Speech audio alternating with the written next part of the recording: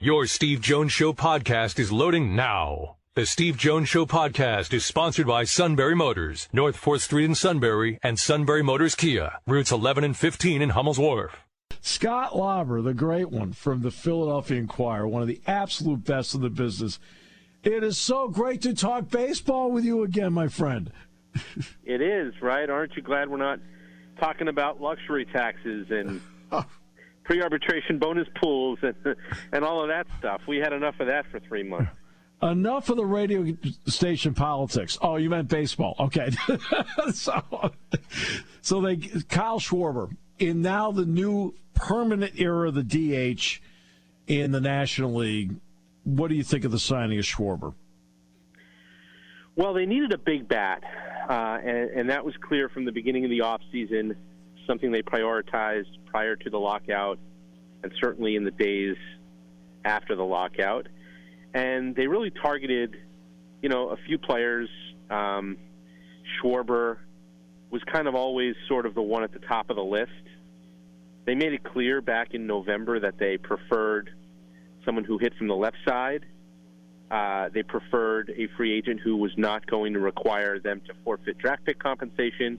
So those two things kind of, put Schwarber ahead of Chris Bryant, who's a right-handed hitter, and Nicholas Castellanos, who's a qualified free agent with draft pick compensation. So Schwarber was really the one at the top of the list. They went hard after him before the lockout. It didn't happen. I think Schwarber smartly waited until the lockout was over, until the DH came to the National League to kind of see whether his market moved upward at all. And ultimately, here we are. What is it? Less than a week after the lockout ended, and he winds up back where I think a lot of us thought he'd go when it started, which was the Phillies. He is a big reason why teams win, because his bat provides that, and people, and Scott, I mean, he has a reputation of being one of those really good clubhouse guys too. Yeah, he sure does. Just sort of talking today a little bit with one of the Phillies' new relievers, Brad Hand, who played with Schwarber for a half a season last year in Washington. He talked about his influence in the clubhouse and the fact that he's a good teammate. And look, I don't think it's coincidental that Schwarber has played in the big leagues now for, I believe, 7 years, and he's made the playoffs every year but one. Right. Whether it was with the Cubs or last year with the Red Sox after he got traded over there. So he's a winning player. And, look, he has – he's not a perfect player. He's not an especially good defender. You have to put up with some streakiness with the bat. He does strike out a fair amount. But he's also, he's also a guy who walks a bit. He's not an easy at-bat, and he has that power. I mean, we all remember the home run that he hit, right? That landed on the roof of Wrigley Field in the playoffs in 2015, and that was kind of everyone's introduction to Kyle Schwarber on a big stage. And he was part of that Cubs team that won it all in 2016 that'll live forever in Chicago. And he's been a guy who's been in the middle of it on good teams for a lot of years now, and I think that that's one thing that you can't undersell. The Phillies don't have a lot of players who've been in the postseason before, and he would certainly be able to fill in that gap. I'll never forget when the Cubs played the Pirates in the one-game playoff in Pittsburgh. Mm-hmm. And Tony La Russa, as you and I both know, Scott, he always had this philosophy that when you get to your biggest game, in other words, the one-and-done game, you start with your best offensive lineup. All right? And that night, Joe Madden put him in right field. Even though he hadn't played hardly all year, he homered in the first inning. So, I mean, he has that ability to do it. I'm really glad you brought up Brad Hand. When he was at San Diego, terrific closer. Cleveland, he had some mixed results. What kind of addition, though, can he be to a bullpen that badly needs bullpen additions? I feel like Brad Hand is sort of emblematic of even good relievers who tend to have some year-to-year volatility. I mean, I guess the best ones are consistent year in, year out and stay healthy. He's one who has had some really good stretches, as you alluded to, in San Diego, and He's been a closer. He has, I think, 126 career saves in his career. And, look, last year, I mean, it happened to him within the season. Like, he started out really well in Washington, then didn't pitch so well, got traded over to Toronto, was not very good at all, got designated for assignment, went to the Mets, and finished strong. So, you hope that you can get more of the positive streaks than the negative ones. He certainly brings experience. He's left-handed, which means, he's probably going to see a fair amount of Juan Soto this year, Matt Olson, some of the better hitters, left-handed hitters in the National League. You're going to want him to get those guys out. So that's going to be kind of his role, to pitch late in the game, face tough lefties, and be kind of a bridge to Corey Knebel, who they view still as the guy who they want to close games for them. I think between Knebel, Hand, and Jerry's Familia, that's kind of the late inning formula that they're going to rely upon, and hopefully for them, those guys will be more consistent than not.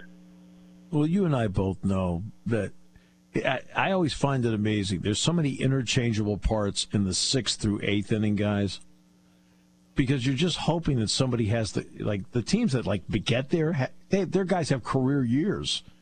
Right? And I think that's what, for the Phillies, they've been trying to find that guy. And like most teams, they're not getting enough guys with career years. I mean, is that fair? Because I think that's the way it turns out.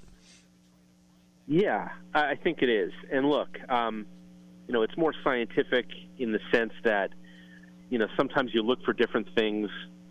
Like, I've always thought the teams that wind up with the best bullpens have sort of a variety of different types of guys down there. So, in other words, you're not bringing in every guy who looks the same, right? You're bringing in a guy who maybe gets lefties out. You're bringing in a guy who maybe has a little funk to his delivery. You're bringing in a guy who's maybe a little more deceptive, and then you're bringing in the flamethrower. I think you've got to have a little bit of variety down there. These days, you need to have velocity down there, and they certainly have more velocity now than they've had in recent years. You saw it begin last year, where I know Jose Alvarado gives people a little agita because his control can come and go, but he throws 100 miles an hour, and that's not something the Phillies had before last year. So right. They've certainly tried to pursue velocity. They've certainly tried to add variety, and at the end of the day, you hope that you have the right mix down there.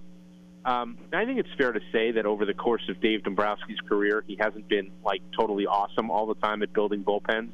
I think of some of those teams he had in Detroit.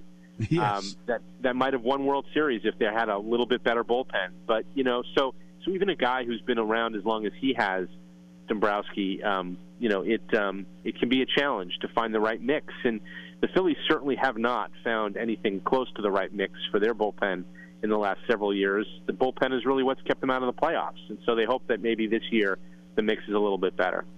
Yeah, it's interesting you mentioned Detroit, because the 2013 team he had, especially the starting rotation, and they lost, and they ended up losing in the American League Championship Series. Okay, do you feel like the lineup in most spots is set, and is there any spot that you think is not set that will have a little competition? I think it is set in most spots, such as it is. Now, having said that, it doesn't necessarily mean they have one guy for every spot. It looks like center field with Matt Vierling as a right-handed hitter, and now Odubel Herrera back from the left side might be more of a timeshare. I think they would love for Matt Vierling to rise up and win that job outright and kind of be the guy, but he's still a young player, young in his career. He's 25, 26, but he's young in his career. He was a rookie last year. I think his rookie status is actually still intact, so he'll be technically a rookie this year. He's got about 70 major league at-bats. It's a little bit difficult to just give him the ball and say, go run with it. So, I think it's going to be a bit of a timeshare in center field. Shortstop is worth watching in spring training. I mean, they have said that they're going to give Bryson Stott a chance to win the job. Now, it's a compressed spring training. I think the whole thing is about 25 days. They play 20 exhibition games. That's it.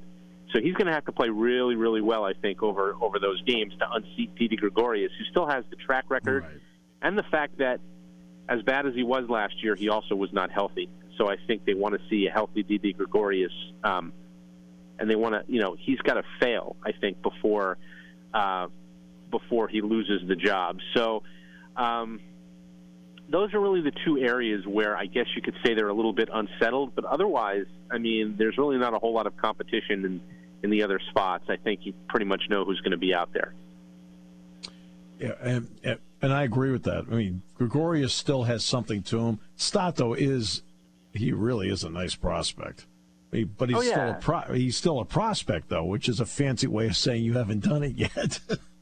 Yeah, I mean, look, they will say as games get started. They have already said, and they will say as games get started on Friday that it's a competition, and Stott's got every chance to win the job, and maybe he will. I mean, maybe he goes out there and he hits 400 in spring training and with a bunch of home runs, and you just can't deny putting him on the team. But between the short spring, the fact that Stott hasn't played a ton at AAA, I mean, he finished the year there last year, but really hasn't played a whole lot there. And the fact that, like I said, Gregorius has a track record and presumably, health now on his side.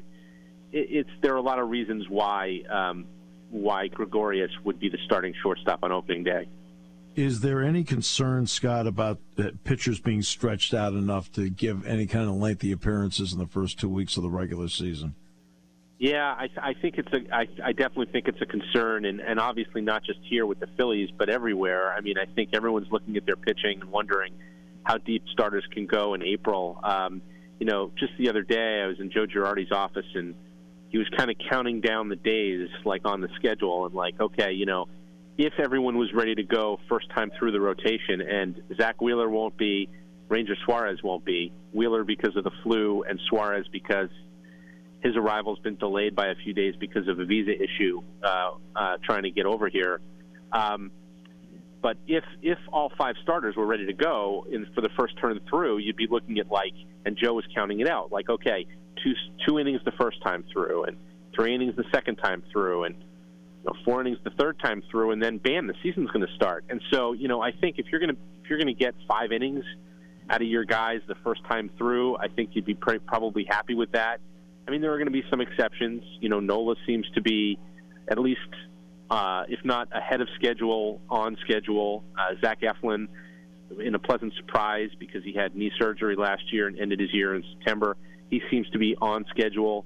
Kyle Gibson seems to be on schedule. So maybe those guys can give you a smidge more than 5 innings the first time out. But, I think you're going to see teams, including the Phillies, err on the side of being conservative because – you really just don't know. You don't know off of a 3-week spring training how these arms are gonna react. Because it's not just the job of the manager to manage the situation, manage the game. They have to manage a season as well, and that's why they've got to be cautious the first couple of weeks of the regular season. Yeah, and look, it's going to trickle down because if everything starts with your starting pitchers and your starters can only give you 4 or 5 innings the first time through, it's going to put a lot of strain on your bullpen early in the season. And Joe Girardi, we know, doesn't like to do that. So, I think what you're going to see is the teams that have, and this is not like a revelatory statement here, but and I think it applies in every year, but more so this year. The teams that have the most pitching depth are going to be in the best shape. Because pitchers are going to get hurt. It's going to happen. And this year in particular, it's going to happen. Pitchers are going to get hurt. They're going to miss time.